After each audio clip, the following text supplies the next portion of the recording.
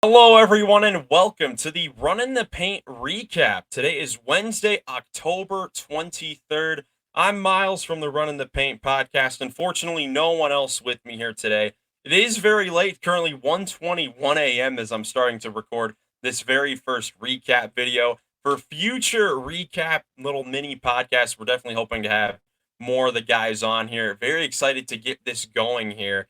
Something a little bit different, but something where each day we can recap games from the previous night and give our thoughts, kind of break down the games a little bit and see what we've got going on with these teams because it's been so long since we've had basketball. It's been a very long wait, and having these games back yesterday felt like a kid in a candy store yesterday with having basketball back, games that actually matter because in the preseason basketball is definitely fun for the first like week or so, but then it's like, all right, let's just get to the real thing, the games that actually matter. And today, well, I guess last night we had a couple games that did matter, two really good games, or at least it looked like it going in. So let's go ahead and take a look at them. But before we get started here, leave a like on the video, leave a comment with your thoughts on this video, your thoughts on how this one goes. Definitely hoping to hear your guys' thoughts on this new format of video of recapping the games. We kind of did that during the playoffs, but hoping that this can be a more constant thing to get more content out for you guys. So now going into the games for today, we'll start off with the very first game. The New York Knicks visiting the Boston Celtics, a very highly anticipated matchup coming into the season. In our podcast that we posted yesterday, one of the key questions that we had was the most anticipated game in October, the game we were looking forward to the most. And for me and a lot of others, for Joey and Jackson as well, it was this Knicks Celtics game because it's the two best teams in the Eastern Conference going at it. The new look Knicks going up against the defending champs. Going into this season, it's thought that at least in the Eastern Conference, the Knicks are the team that has the best shot at the Celtics at maybe knocking them out of of a playoff series because of the new personnel that they do have. After this game, not looking the best, but the game, the final score, the Celtics beat the Knicks 132 to 109, an absolute domination. It wasn't really even that close. It was a historic offensive game for the Boston Celtics. They tied the NBA record for most threes in a game. They made 29 of 61 three-pointers, and even that's a little skewed because in the fourth quarter they were just firing away trying to get the NBA record. And they couldn't do it, man. They missed their last like 12 to 13 threes in the fourth quarter, and they could not get that 30 three-pointer mark, but tied for the most in a game in NBA history. And that was incredible. I still cannot believe that that happened in the very first game. You know, with the Boston Celtics going into this season, there are a couple ways that you were going to go with the Celtics in the regular season as far as prediction or outlook on their team coming off of a championship. And it was either going to be, one, they have, the championship fatigue, championship fever, a little joyride to start the season. They don't play as well. And that definitely could still be the case. Again, I should preface this, everything I say on this podcast tomorrow and Thursday, where it's the first game for all these teams, it's just their first game. So, the Celtics, they went crazy. They're the defending champs. They still could have a lackluster regular season than others, expect. But one game in, it looks like the Celtics are the other side of that argument. And it's a team that has a lot of chips on their shoulders, with Jaylen Brown winning the finals MVP and not getting invited to Team USA.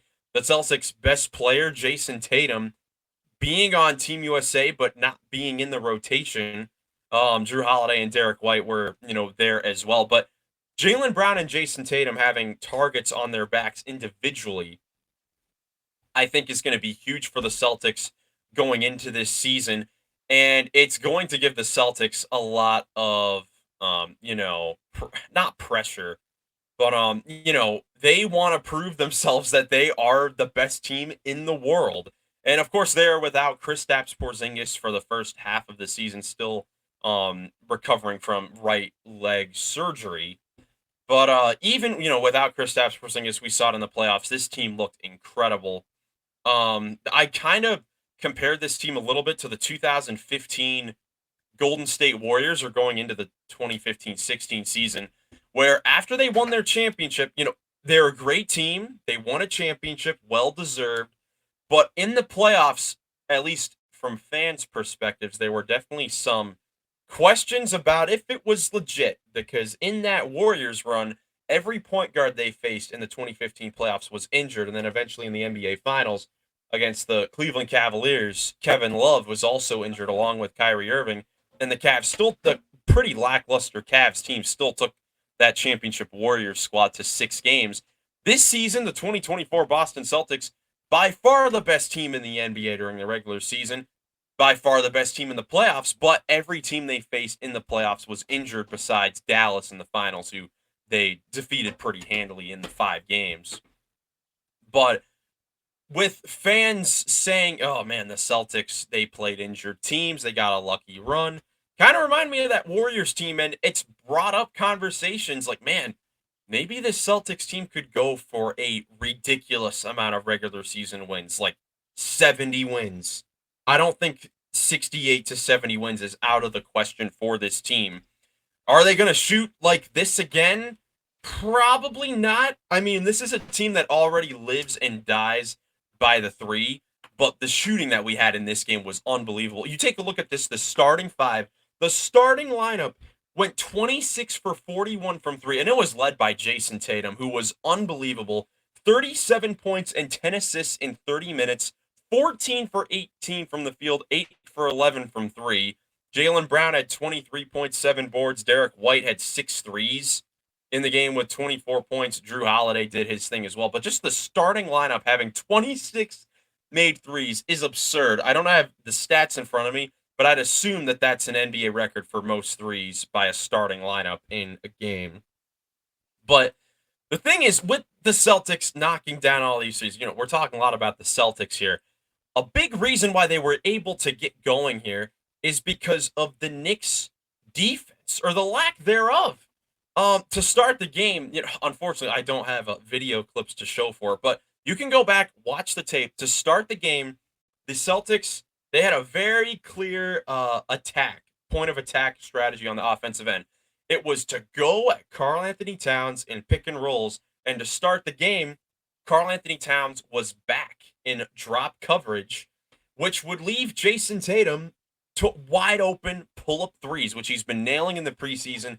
And, I guess a pull-up off the dribble three, for some players, you kind of live with it. Tatum wasn't making those shots at a consistent rate in the playoffs or the finals. But still, I mean, these are wide open practice shots. Tatum had 5 threes, I believe, in the first quarter, and all of them were wide open. Or no, I think 4 of them were pretty wide open pull-up 3-point shots. Then he made a 5th one in isolation because he got it going, because that's what happens. The Celtics made 10 threes in the first quarter, and I think 8 of them or 9 of them were just absolutely wide open. And what happens is, when your shooters, who are already amazing 3-point shooters, this is not an anomaly. This was by far the best 3-point shooting team in the world last season, as far as attempts, makes, percentages in the in certain accounts. This is a team that already has great shooters. They do not need to be getting these wide open looks. That was really disappointing to me for this Knicks team, that coming in, they are a much different, looking squad with the changes that they made, getting Mikal Bridges from Brooklyn, Karl Anthony Towns from Minnesota, and with Mitchell Robinson, Precious Achiuwa out, for a little while here to begin the season. The Knicks are definitely a shallow team, definitely more shallow than they were last season. But to me, that is no excuse for the wide open threes that the Celtics got. It was ridiculous. I started to get really annoyed. Because the game was over by the end of the first quarter. I mean, the closest I want to say the Knicks got was 16 points after the first quarter. I mean, the score, it was 13-12, 8 minutes into the game, and the Celtics then just went on a crazy run. They ended up leading this game by 35 at one point. That was their largest lead. But the Knicks, they never really got back into the game at all. And it was really disappointing. I'll be honest. It was very disappointing. For a game that, like I said before, very highly anticipated. This is the second best team in the East. I think that they would probably have the best shot at knocking off the Celtics. And it was because of their defense. And interestingly enough, in the second quarter, I don't know why it took a whole quarter for Tom Thibodeau to make the adjustment. He had Karl Anthony Towns up more, in the pick and roll, deep defensive coverages to try to double team the ball handler. And that prevented those open shots from happening. But at that point, the Celtics were just rolling. Um, you compare the 3-point numbers for both teams. Boston shoots 29 for 61. The Knicks go 11 for 30.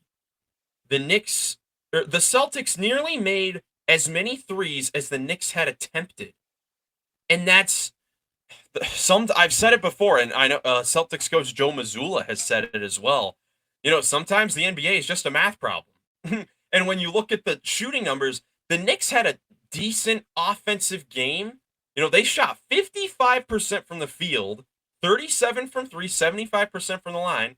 But the difference is the Celtics made 18 more threes than the Knicks, and sometimes that's just what it is.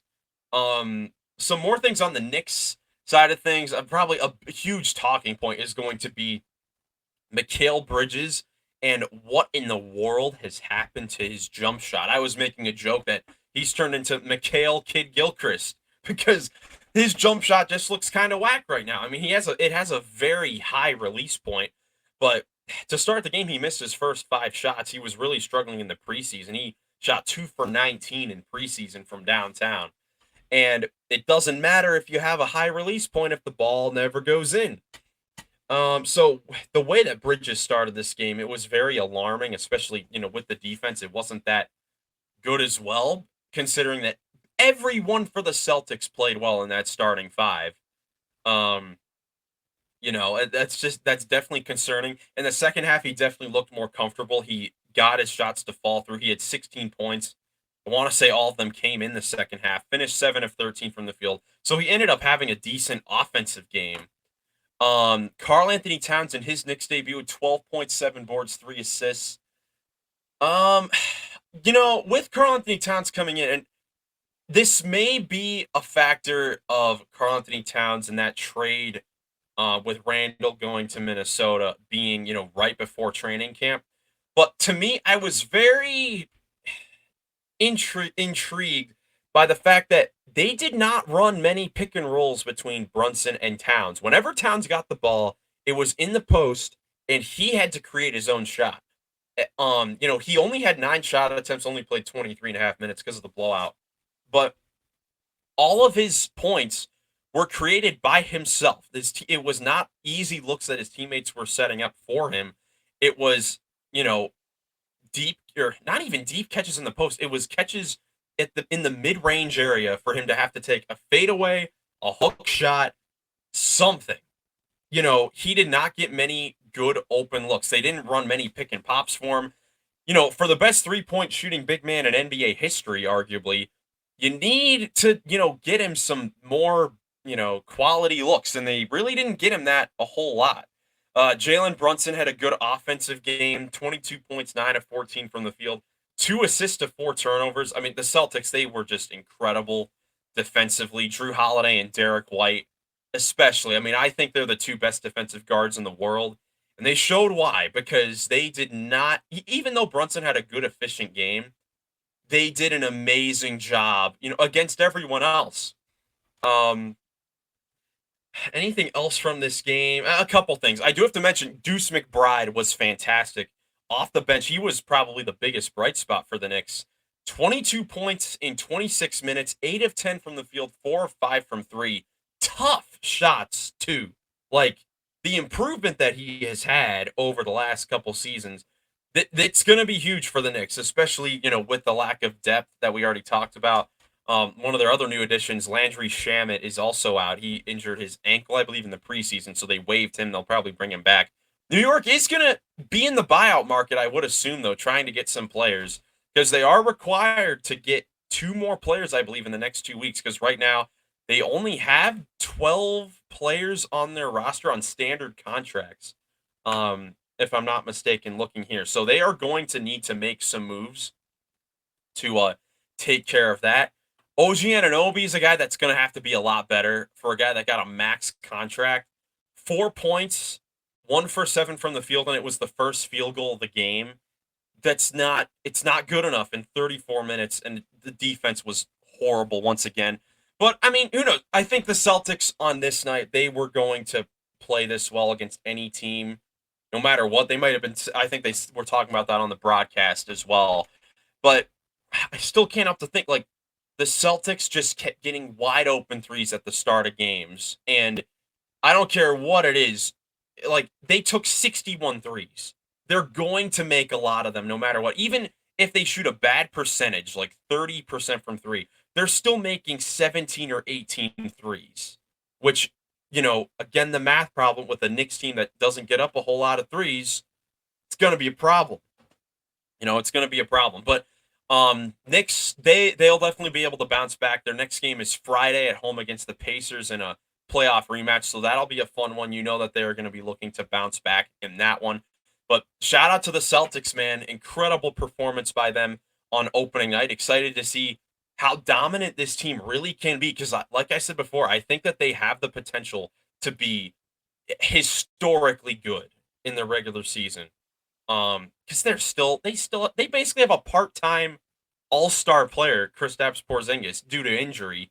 But he comes back. We saw in the finals, they are as lethal as ever. That is for sure. Let me know in the comments down below your thoughts on this game, whether or not you're worried at all by this first rough game from the New York Knicks, or if you think they can pick it back up.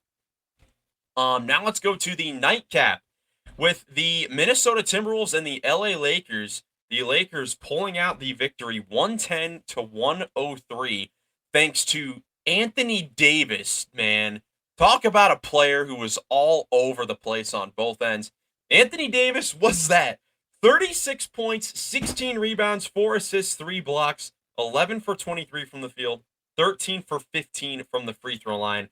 This is a Laker team that we knew coming into the season with new head coach J.J. Redick that, I mean, we heard it from the offseason, all the reports that they wanted J.J. Redick to come in and put in a new offensive scheme, which looked very, very solid, but have it featured around Anthony Davis. And we saw how special Anthony Davis is, man. He is such a fantastic player against, defensive player of the year, Rudy Gobert, who didn't do a bad job at all, honestly. He made things pretty difficult for Anthony Davis on certain possessions, but Anthony Davis just had his way for a lot of it. But I guess, well, first up, we do need to talk about the history that was made with LeBron James and Bronny becoming the first father-son duo to play in the same NBA game, nevertheless on the same team. That was just an incredible moment. You know, it's just special. It's just special. We've never seen anything like that before in the NBA, at least. We may not see that again. It was just so special. I wish that Bronny was able to make that three on the right wing. I thought that was going to go down. LeBron thought it was going to as well. It was great to have him mic'd up on the bench before he checked in. He said, you're ready to go. Just play carefree. You see the intensity. Just play carefree. Don't worry about mistakes. And that's what he did in those like under 3 minutes, even though they got outscored by 5 points. It was special. It's bigger than basketball in that sense, without a doubt. So just congratulations to Bronny, LeBron, the whole James family in that sense. Just a special day in NBA history for the James family and for sports all around, with that history being made in LA last night. But getting back to the game, the main story to me with this game, and kind of similar to the New York Knicks, The Minnesota Timberwolves, they're a team that, although being in the Western Conference Finals last year, they definitely look a lot different. They have a different team. They got Julius Randle in there now. They lost some depth pieces. Now they have Dante DiVincenzo, Joe Ingles. But there were some things that happened during the game that I cannot give excuses as far as like, you've only been together for, a week or one preseason game of practice. And that was the lack of or the lack of defensive rebounds by the Timberwolves in the first half, especially. Just in the first quarter, they gave up 5 offensive boards to the Lakers. And you knew this was going to be an emphasis for the Lakers. They were one of the worst offensive rebounding teams in the league last year. They might have been dead last in second chance points as well. You knew that was going to be a point of emphasis. And Austin Reeves came in, grabbed a couple offensive boards. I mean, Anthony Davis grabbing 16 rebounds. You knew that was going to be a point of emphasis. But the effort, honestly, in the first half by Minnesota, it was just bad. It was bad. I mean, they gave up 10 offensive rebounds in the half total, while the Wolves got 5. It really wasn't that good. Julius Randle, it was his first regular season game since January, coming off of the injury as well. Like, just coming back. Like, this isn't a case where you have the whole off season to be practicing and all that stuff as well. He was still recovering from this injury, coming back in preseason, in training camp.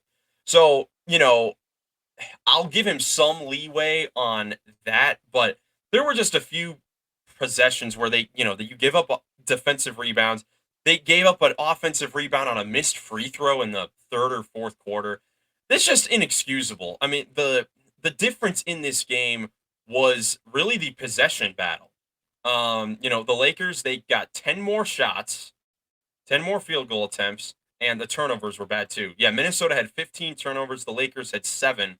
And that combats a game where the Lakers only shoot 5 for 30 from 3. That's another point of emphasis for the Lakers to try to improve their three-point shooting. They got good looks. D'Angelo Russell and Austin Reeves, and LeBron for that matter, they all got really good looks. Just couldn't knock them down.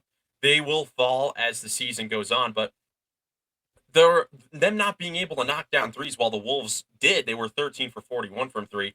It was completely negated by the fact that they kept getting offensive rebounds, they kept getting to the free throw line, and they kept forcing turnovers and scoring off them. So Minnesota's just going to have to do a better job offensively. It's definitely a huge question with the Timberwolves because Anthony Edwards, we saw the burden that he has on his, shoulders. 27 points, 6 boards, 3 assists. He played a very good game. 10 for 25 from the field. He had to take 25 shots, 13 threes.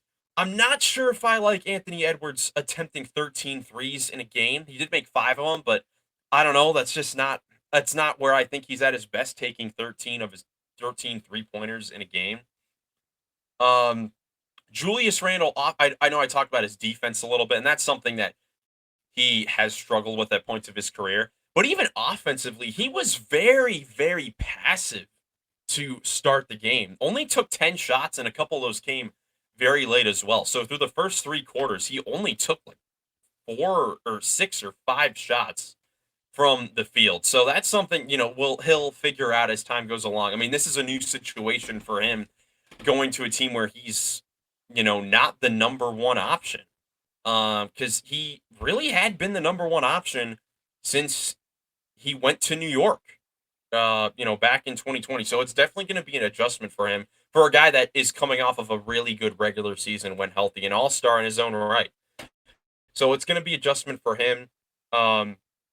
Yeah, I think the Timberwolves, despite them playing bad as far as, certain defensive coverages, there were a few dunks that the Lakers got when the Timberwolves just fell asleep.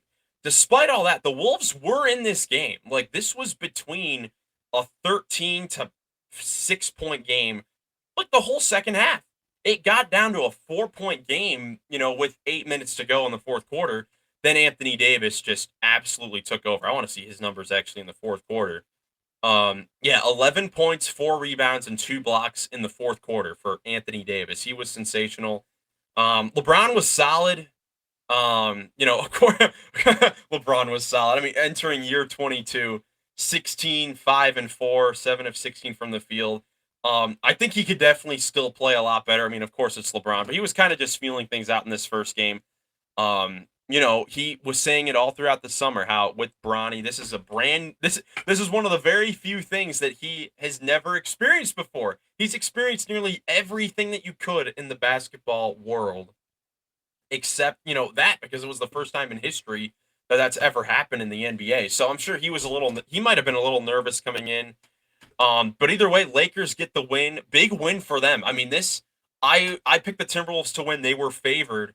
Matchups between teams like the Timberwolves and Lakers, who could potentially be in the same tier, these games early on in the season matter so much. It's important that the Lakers were able to get this first victory.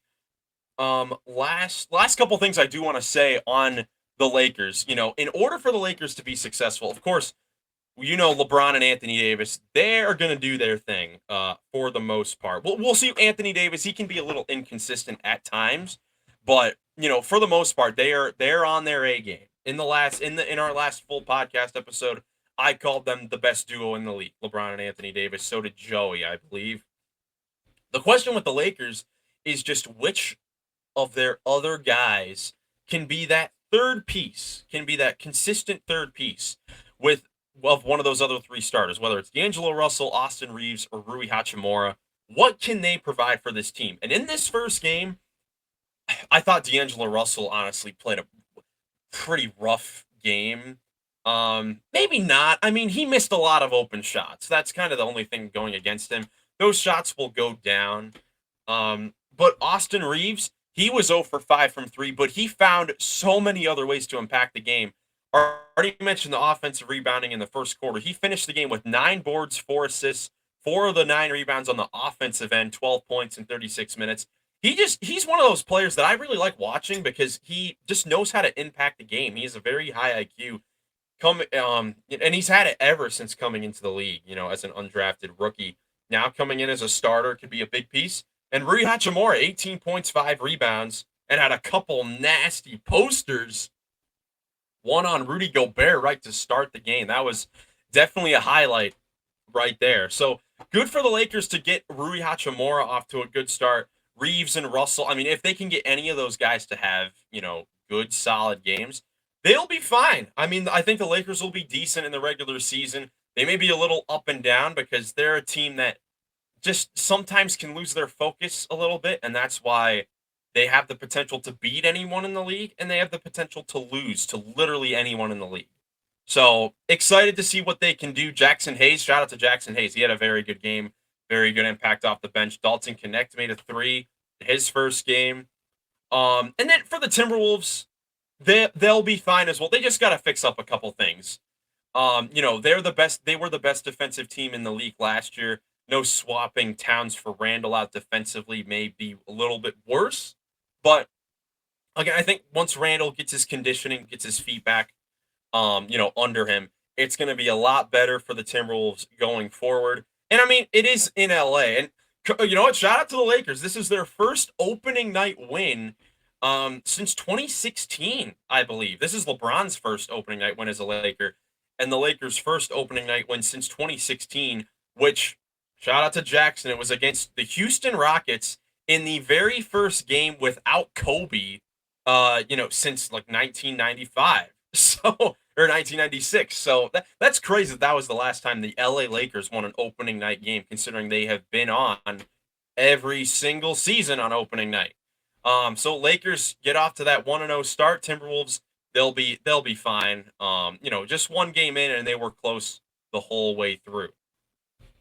After this quick break, we are going to get into the main segment, or I guess the only segment really, on the Run in the Paint recap. We're going to go into the player of the night, the MVP of the night, if you will. That is going to be a lot of fun. So stay tuned after this quick break.